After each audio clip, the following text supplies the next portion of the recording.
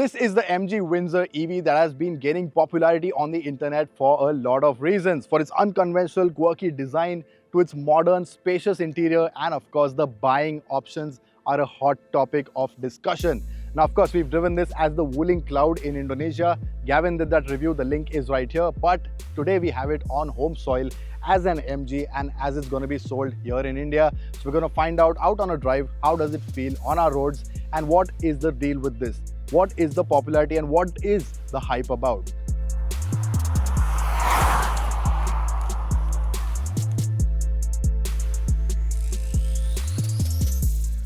On the outside, the Windsor strays away from the typical boxy SUV look and is a lot more fluid and MPV-like. MG markets it as a CUV or a crossover utility vehicle, and it's not hard to see why. The car is an interesting cross between a hatch and an MPV, and it's also large at 4295mm in length, 1850mm in width and 1677mm in height, making it larger than a Skoda Kushaq in every dimension. But its size is disguised within the monovolume silhouette. The design is minimalist with flush door handles, clean surfaces and full-width LED light bars at both ends. Over to the side, the 18-inch wheels add to the proportionate look, and it also gets large glass house that wraps seamlessly around the rear, extended quarter glass sections and steeply raked front and rear windscreens. There's also generous use of chrome along the windows, door sills and the front and rear bumpers. At the rear, the LED taillights look sleek and the lower bumper edge is finished off in a nice diffuser style contrast black panel. Topping the rear is a spoiler with an integrated stoplight. Safe to say there's nothing like the Windsor out there, but we'd love to know your thoughts on the design and styling down in the comments.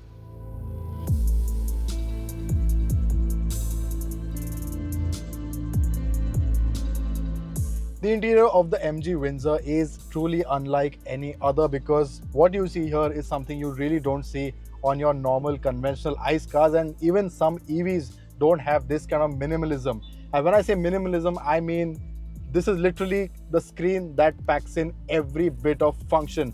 Apart from the HVAC controls that are actual manual switches that sit below the touchscreen, everything else, and I mean literally everything, is packed into this massive 15.6-inch touchscreen. Now it's a tablet, it's bigger than most laptops nowadays. You have these quarter glasses as well at both ends, which makes visibility a lot better. Of course, you have the big glass roof as well. Thankfully, it does get a sunshade that works effectively. In the center, you have cup holders, which you can also expand. All you need to do is pull along, and this then becomes a massive space. You also have a wireless charging pad right here, some basic grip functions, a nice nifty cubby hole with a 12-volt socket here as well. And even if you see low down, you have a lot of space, a big sort of tub here. You have your Type-C port, your USB-A charging port, and then of course you have the instrument cluster. Now this is not the best in terms of resolution because it is quite tiny, and to be honest, you need to squint quite often to know what's happening. Even toggling through the menus is a bit difficult. These steering controls are not just for the basic functions that you see here, they double up as other functions as well, so you need to know exactly what you're doing. And the other thing about this big 15.6-inch screen is that a lot of the functions are hidden behind the steering wheel and the gear stalk. So if you're driving looking dead ahead, what you'll miss is the home button, sometimes even the 360 camera button and the lock screen button, and even this folder button. So there is a fair bit that you lose out on. So ergonomically, not the best placement maybe, but what it packs in is a whole lot. Now this screen is where the brain of the MG Windsor is. Literally all of the functions are in here. So let's start from the basics. This is your home screen, a lot to take in at first glance, but of course you can just hit this button here, and what that gives you with a fair bit of lag is a basic overview of what all is in here. So you have your app store, your AC settings, your Bluetooth phone, obviously the basic stuff, but you move alongside and you also see headlamp functions right here. And well, I mean, this is just a bit too much to do on a touchscreen because you want headlamp controls right here, nifty, and immediately to your hand. That's not the case. What's also very, very unique and quite strange, to be honest, is the ORVM. That setting is here as well. So once you select this, you then have to toggle using these buttons on the steering wheel to adjust the ORVM. AC controls obviously are on the screen as well. Your cool seat switches are on the screen. Your drive modes are right here as well, and also the panoramic sunroof option is a few toggles inside. So there is literally a lot that you have to do with it. 360-degree camera, again, good in terms of visibility, but in terms of clarity and resolution, not the best, and there is a good amount of lag as well. So latency is not the best. It's all part of the package. It's supposed to add drama, and that it does. However, functionality wise, it will take a lot of time to get used to. It's not something that is very intuitive and easy. Then we have the seats. Now these are really nice, well cushioned, well padded seats. That said, the first impression once you sit in them, it's very, very nice. It's very comfortable. However, spend long hours, above 3 or 4 hours, and you'll start to adjust your back, because this contouring, it sort of starts to eat into the back, and that is not the best. Of course, you have electric adjust for the driver, manual adjust for the passenger, but no height adjust for the passenger seat. And overall, seat comfort not too bad, but like I said, if you're doing long hours, long distances, this padding is bound to be a bit intrusive. Now that's the front, but there is a lot more that's happening in the back as well.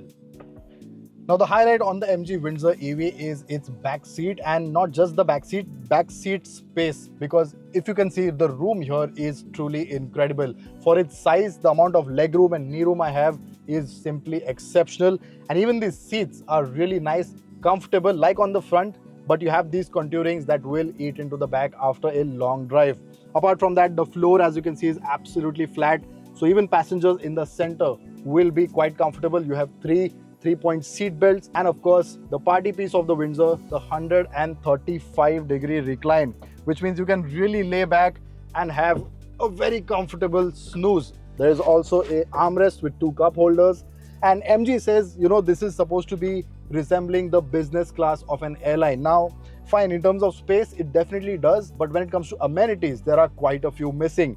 Firstly, you have these big windows, large window area, but no sun blinds. On a hot day, this can get really, really bad. Then you have the AC vents. Now, this is just a single vent in the center, so cooling of the rear cabin will take some time. And if you have 2 or 3 passengers, there's going to be a bit of an argument on who gets the airflow. Below that, you only have one Type-C port for USB charging. That's it, which is a bit of a miss, because given the car and given how modern it is with all these tech features, I think one Type-C port is quite less. You need to have at least 2 or 3 in here, or at least a 12-volt socket. You have some space in the cubby hole down here to keep your knickknacks. But apart from that, the highlights obviously are the legroom, the knee room. The space is the big thing. If you want amenities, this is not the best place. Panoramic sunroof. Now this glass roof definitely comes into its own, brings in so much light and just opens up the cabin that much. So if you're someone who prefers a chauffeur-driven experience, then this Windsor will definitely be up to par. And yet another party piece on the MG Windsor is the ability to completely stretch out. You just have to put the passenger seat all the way behind, recline that backrest, and use it as a base for your legs. And of course, use this 135-degree angle to stretch out to the max. Now this place is where you can take a nice big snooze. The MG Windsor boot space is impressive, and there's a large well below the floor too. Together, space stands at 604 litres for the lower 2 Excite and Exclusive variants, and 579 litres for the top trim Essence, on account of a subwoofer mounted in the below floor area. Interestingly, this space can also house a full-size spare with the subwoofer as well. The rear seat backs also fold down in a 60-40 split to increase storage options.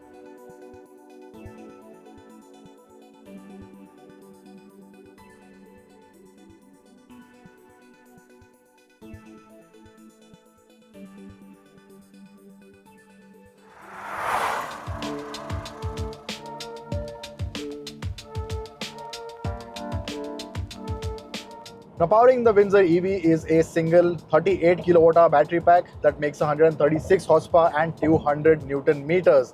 Now abroad, the Wuling Cloud, which this is also known as, also gets a 50.7 kWh battery pack. Obviously that option would have been great here, would have given buyers a bit more choice, because obviously you get a lot more range with a larger battery pack. That said, this unit is not bad at all in terms of performance. It is nice and linear, and gradual is the best description, because even if you mash your foot down, it picks up pace, but it doesn't have that typical EV like, you know, that neck snapping reaction. And that's really nice, because in a car like this, which you tend to drive sedately, you don't want that performance oriented EV-ness. It's nice and calm. You put your foot down, it builds up pace, and it definitely is enough for quick overtakes out on the highway. The build-up of speed in the city from lower speeds around 20 to 60 is really nice. And once you go past the 80 to 100 kph, it sort of starts tapering down. But again, where you need the most reaction and the most response is towards the lower end, and that this car has covered. Of course, you get drive modes as well, and even in the sport setting, it still isn't too abrupt and it doesn't catch you off guard, so that's really a good touch. Of course, eco and normal dial down the responses, but overall it remains a very relaxing car to drive. Now, like all EVs, the Windsor also gets regen, 3 levels, and even in the most aggressive heavy setting, it still is quite linear. It doesn't really drop down the anchor and bog the car down, so you can put it on heavy and still get nice relaxed levels of regen. And that actually helps you relax because you don't have to worry about the car suddenly dive bombing as soon as you lift off, but you still don't have to worry about recuperation. It still gives you a good amount of regen, but it's nice and progressive. Now, one note on refinement, there is a fair bit of wind noise and road noise, especially on the highways. So if you don't have the music turned up, you will hear a lot of the wind buffeting, and on concrete highways, you hear a fair bit of road noise as well. And on the subject of ride quality, there is an inherent firmness to the ride. Now, obviously this sits on 18-inch wheels. There's a decent amount of tire profile, but I think because this is a skateboard car, the weight is low down, and that means every time you go over a bump, there is a fair amount of thud as well. That said, out on the highways, that firmness really comes into play, and the car sits nice and flat, very composed, very sure-footed. And even though it has this tall boy look, you don't really feel a lot of those side-to-side movements, and it is very, very composed. Handling manners are nothing to boast about. I mean, it is a convenient EV to drive, so the steering is nice and light, and in the corners, it's not like you're gonna gain a whole lot of confidence or excitement. It doesn't lose out on grip, but it's pretty evident that this is not a car that you'd enjoy pushing on a nice winding section of road. And while we're talking of performance, let's quickly talk about the braking as well. Usually braking on EVs is slightly artificial. The brakes feel wooden, but not on this. Again, brake calibration is done very well. So in tandem with the regen, they work very naturally. It doesn't feel like the car is trying to brake late, or it's trying to use the regen first, then use the actual brakes. It all happens harmoniously, and the overall experience is that you are quite confident in braking. The bite is nice and strong as well, so you don't feel unnerved. In terms of range, MG claims 331 kilometers on a full charge, but we put it through an initial mix cycle comprising of 254 kilometers with 75% of highway and 25% of city driving, and we saw an overall efficiency of 6.69 kilometers per kilowatt hour, which would mean a range of around 254 kilometers. The prismatic cell's LFP battery can be heated and cooled to maintain optimum operation temperature, and quick charging speeds, MG says on a 7.4 kilowatt charger, 0 to 100% would take 6.5 hours, and on a 45 kilowatt fast charger, 0 to 80% would come up in 55 minutes. What was the talking point of the battery, however, was the battery as a service scheme. While MG says you pay 9.99 lakh rupees for the base model and a rental of 3.5 rupees per kilometer, it really is a loan scheme offered by 4 selected finance partners. You can thus finance for the whole car including the battery, or you can pay for the car outright and then fix an EMI for the battery. Do note, however, the effective rate per kilometer can vary based on your credit rating. But if you don't want to worry about the complexity of all this, MG has also launched the Windsor with all-inclusive pricing.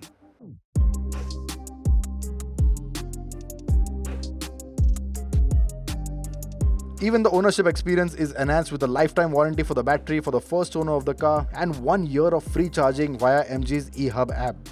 And lastly, there's also a 360 buyback plan for up to 3 years and 45,000 kilometers that assures 60% of the ex-showroom price of the vehicle. MG has clearly put in a lot of effort into the Windsor, and the focus on customer acquisition and low running cost is commendable. But it's not just the financials but also the actual product that is a well-sorted EV in almost every regard, and as it stands, it definitely is MG's best EV yet.